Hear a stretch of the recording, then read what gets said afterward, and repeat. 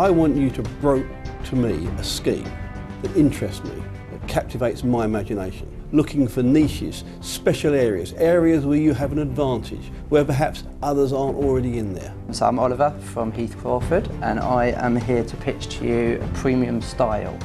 It is a salon insurance scheme. I haven't heard how the risk will be better through you. Why will risk be better through you? Our scheme is targeted towards the environmentally aware. The first question is this a scheme? I think this is a scheme. Very interesting. You chose a segment of which we know very little and clearly not heavily broke.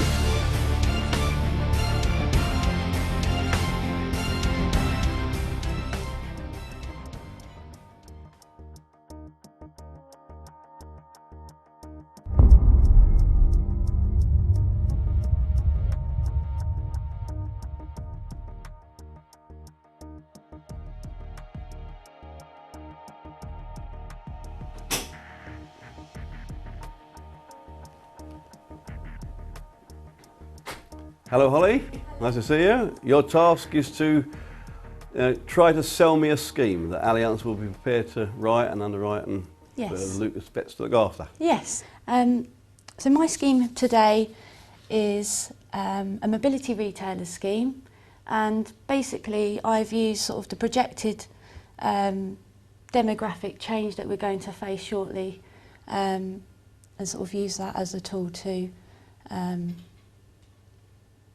find a scheme that would meet those demands.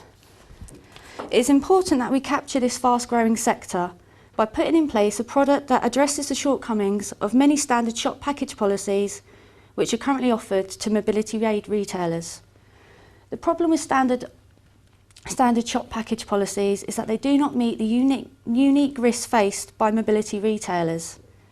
Our product needs to meet the requirements of this industry by including or incorporating some of the following covers: defects in goods sold and supplied and defective workmanship, work away cover, hirer's liability, road risks, theft of stock in the open and efficacy. And what experience does Lucas Betts have in this marketplace? Do you have any at the moment? Do you have a disabled person in the employment who actually brings a scooter to work or anything like that? No, we don't. But we do have an emphasis on working with charities. We are a very ethical broker, and I think our ethics would really suit well with this industry. In addition, we did have some clients that were previously on one of our other retail schemes, which was the hardware stores. Yeah. They're originally electronic hardware. This is what sort of gave me the idea and brought about the idea. But they were originally hardware stores for their electronic retailers. Because there was no money in that sort of industry anymore, selling TVs and repairing TVs, they've moved into the mobility retail scheme. Unfortunately, that did not fit the criteria of that particular scheme anymore. And I searched, various different insurers, including Allianz, and it wasn't sort of compatible with the standard package policies, because it's almost a quasi motor trader really, with the mechanical side of things. So I think that's what inspired me to look at it, and also obviously with the increasing ageing population, I think the demand is going to be, in 10, 20, 30 years time, there's going to be a huge market. So what would be your next stage if I said, well, actually, I'm quite interested in this because I think there's something in it. What's the next thing you'd do? Because clearly you've given me no size, no profit expectations at the moment. No. What's the next thing you'd do now? I mean, I have got some figures, just some estimated projections based on capturing 10% of the target market at the moment.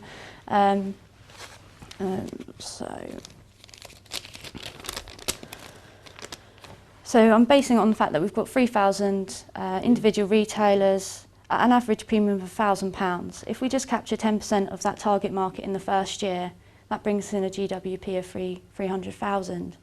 On the individual side of things, obviously there's a target market of 4.3 million users. At an average premium spend of around £50, capturing just 10% of that, which is 430,000 individuals, we'd be looking at a GWP of 21,500,000. I think that's just in the first year. Excellent. Thank you. Thank you. Any more questions? No, very thorough. Well done, Thank you. Helmy. Thank you. Thank you very much. Thank you.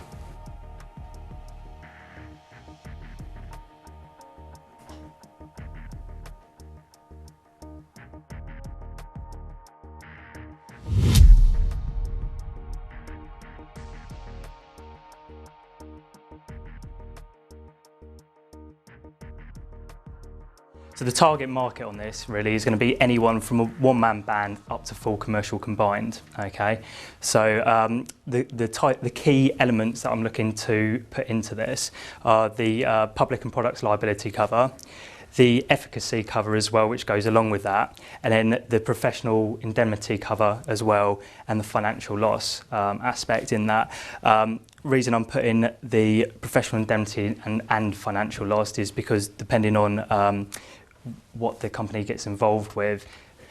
So yeah, I'm just going to go through the first few years of this scheme starting up and where I would see it. Okay, so year one, what I'd want to do is approach trade associations on this. Okay, I've got here the British Security Industry Association. Okay, and I've actually gone on their website to try and look put myself in the situation of alarm installer where I would go for my insurance, basically. So I've gone on their website, I've clicked on insurance, I've clicked on the link for the insurance for this, and it brings me up a full security data capture, which is asking such things as security guards. On the first page, there's security guards. There's a number of different aspects which don't really apply to alarm installers. Second aspect as well is that I want to get involved in the doing events at the industry training. Obviously, alarm install isn't a job that you can just go into. It's one that training is needed. And I feel it would be good for Flint Insurance and good for the scheme for us to be involved in that, so the people know that when they pass their exams and they're looking to go off on their own, there's Flint Insurance's scheme can look to provide the insurance for them, and they know and they can be confident that it's going to be the cover that they need for this. Okay. You think there's too many people in this bed already? Is there room for another body in this bed? I think there is between the two categories. I think there is electrical contractors. I think is quite saturated in terms of what companies can offer. Okay, and also I think security is saturated as well. That's why I think it's quite a nice medium between the two. You're not going to be ultimately competing with the people with all these different covers, which are doing the security risk, and at the same time you're offering a better level of cover, better service than the people offering the electrical contractor scheme. And that's why I think it's nicely placed in the market to go for it. And your package cover looked like it had the efficacy, the PL, the products. Yeah. It didn't have EL and it didn't have motor. Yeah, that would be because they would be the core covers. Yeah. Then if they were looking, obviously if they've got employees, then they would look to have EL. Yeah, if they've got say it's a commercial combined, and they may have like alarms. As in stock, we'd look to cover that. Motor as well, if they've got a fleet of tradesmen and they're all going out doing different jobs, we would look to cover that. And if we could add that all in a single scheme with Allianz, then that would be a benefit to ourselves as well. Okay, good. Okay, guys, schemes. We saw 5 pretty good and very different areas. What do you think? I mean, one that I liked was Holly and the mobility scooters. That seemed very strong because she'd done a lot of research and it had future to it as well. Yeah. Moving on, so the second one I thought was very strong was Jonathan and security. I mean, those are my two. What did you think, Jonathan? No, you're saying, I think presentations, I mean, we saw 4 PowerPoint presentations which have been put together very, very quickly. And Katie came up. I think her vineyard scheme was quite interesting. I remember Aon did something in this area a while ago, but I think they've now pulled out of it. And again, you hear a lot in the press about the the kind of renaissance of British wine, and so I'm sure there is actually a market out there. What about Astage Green? Yeah, I think you were a bit vocal on this. I'm not convinced it's a scheme. I think it's a great idea, but to me, a scheme is a niche. But that might just be my particular flavour on it. Yeah. Ultimately, their job, Chris, was to get you to ask them to come back with more details. Were there any that you'd invite back? I think I would certainly be interested if Aon have exited to look at the wine one, but I think also the Motability one, and I think that security area. You know, Jonathan made a good call that there was a space in there that hasn't been exploited. All right, so there are 5, 3 that you seem to be leaning towards. Is it time to get them back in the room? Yep.